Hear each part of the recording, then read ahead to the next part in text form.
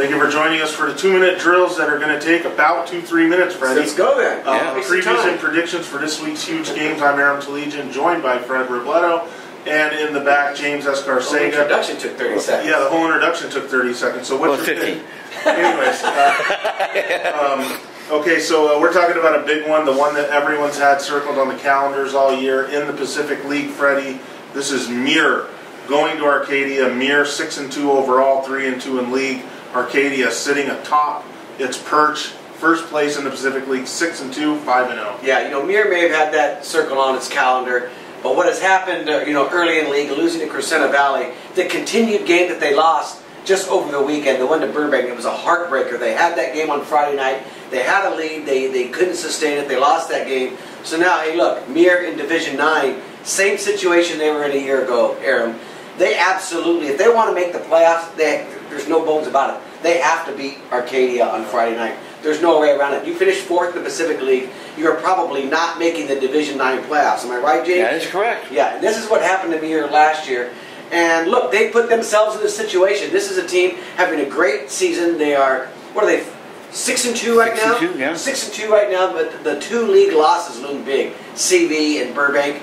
You can't lose to Arcadia and have a chance. And that would be a bummer for them because they would go into the Turkey Tussle week and it would basically be just a rivalry game that's going to be on a Saturday morning this year at 11 o'clock. That means nothing more than just pride. So everything is on the line for Muir on For both Friday. these teams, because Arcadia with a win clinches at least a share of the league championship. That's right. Well, I think Arcadia, even with a loss, goes into that final week against Crescenta Valley with a chance to share for the league championship. But why not clinch at least a share on Friday? And, you talk about Arcadia. This is the other thing, that's in play here. Yeah, league championship playoff implications, but also the Pasadena talent pipeline. Arcadia has a lot of players with Pasadena roots, some coaches as well, a very key coach as well. And you beat Muir, you continue to look like that public school option to get some of that very, very nice Pasadena talent.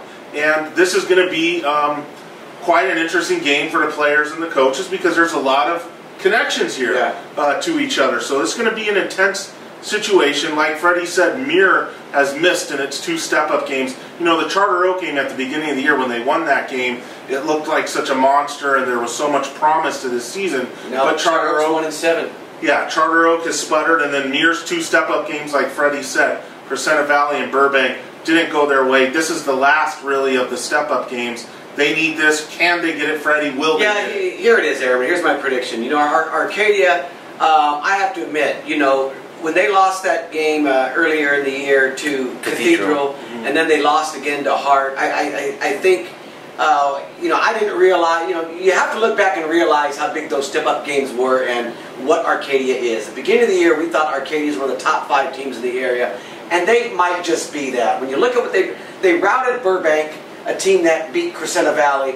They're the only undefeated team in the Pacific League, and now they have Muir and CV to go. And if you really think about it, if you really look at what they've done and what their resume is, they should win these 2 games. I think they're going to beat Muir and beat Muir handily. I think the excitement that Muir might have had going into this game, maybe last week if they'd beaten Burbank, isn't the same. And I think Arcadia is ready to roll. I got a little text from Mike Mooney the other day that says, watch us, we've kind of got things together, and you're going to see the Arcadia team that you kind of imagined at the beginning of the season. I like Arcadia by at least 2 touchdowns. I saw them a little bit last week against Pasadena. They are very impressive, especially in the skill spots. Everybody knows that, but Muir has plenty of skills too. This game's going to be close, Freddie. I don't think it's going to be an Arcadia blowout. I think this game's going to be very close, and it wouldn't shock me if Muir won, but I'm picking Arcadia because they just seem more trustworthy. Jimmy, you want I can't say more, yeah. I just don't, okay. Plus Muir's got the another factor in there going against them. I'm back there again. They're 0-2 since I've been at their games, so now they could be the side of me there may not be the side they want to see. I'll probably be there with you, Jimmy. Okay, I'll probably be there too. Wow. Oh, wow. Maybe I'm all 3 for the biggest game of the week. Wow. It is a big game. Well, by the way, this is important for seeding, by the way, Aaron, for Arcadia, because I think they're, 5 or 6 right now in the poll, so this is a critical game for seeding. Pairings Day, we'll get into seeding. And this game's at Arcadia on Friday. By the way, Cal Prep's prediction has Arcadia 28-26. Ooh. So, like Wow, I said, that's a lot I closer think than I this is thought. going to be a close game. So get out there. This should be very, very good and intense. And maybe you'll see one or all three of us out there. Enjoy it.